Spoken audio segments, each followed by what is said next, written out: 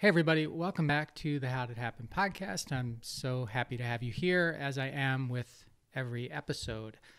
If you don't follow the podcast, I'd really appreciate it if you would. You just go to the podcast on Apple or whatever app you're listening to this on and hit the subscribe or the follow button, which is what Apple calls it now. And every one of the episodes will come to your feed every time I release an episode. So if you do that, I'd be really grateful. And as long as you're at it, you can also leave a positive review for the podcast, maybe a 5-star review or whatever you're feeling.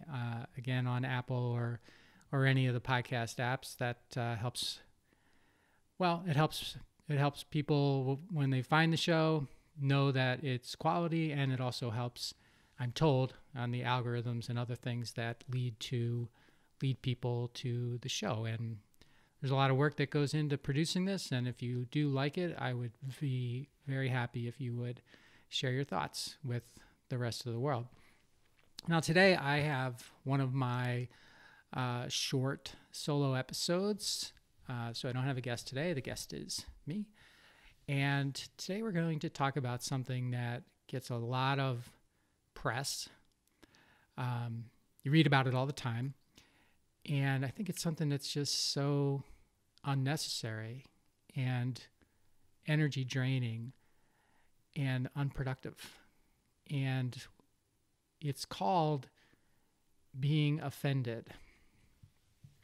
So I don't get offended. At least I try exceptionally hard not to be offended, and it normally works. But it wasn't always that way. I used to make everything personal. Like everything I would hear, everything that would happen, if I thought that it was unfair to me or something I didn't agree with, I would make it personal. I would get angry. I would hold grudges for a long time. I wanted justice. I wanted to feel like I was right and they were wrong. And I wanted to make things right for me. And so I would get angry and I would get offended and I would hold grudges and I would do all of these things that kept negative energy around me.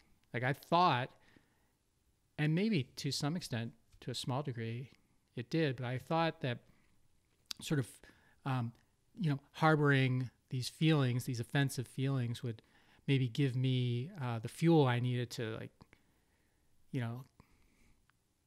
get back at whomever or whatever it was.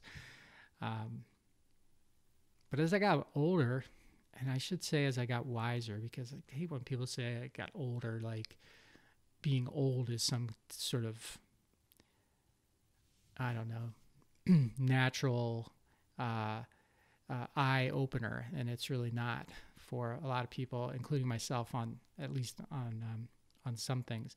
But as I got wiser, my story, what I told myself about these kinds of things was whatever was happening was what I was choosing to hear. So, in other words, I was getting offended by things that I was choosing to get offended by, even if I didn't know whether these things were actually intended to offend me, or directed to offend me. It was just a story that I was telling myself. I was telling myself a story that whatever this was, I was offended by it. And I realized finally that something that I thought offended me may have thought offended me before wasn't personal until I made it personal, until I personalized it.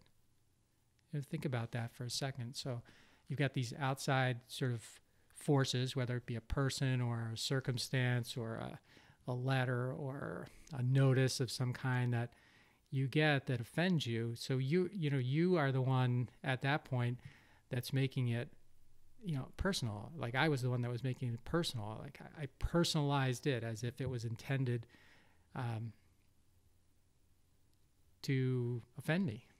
And when that thought hit me, it just made me feel dumb about feeling offended.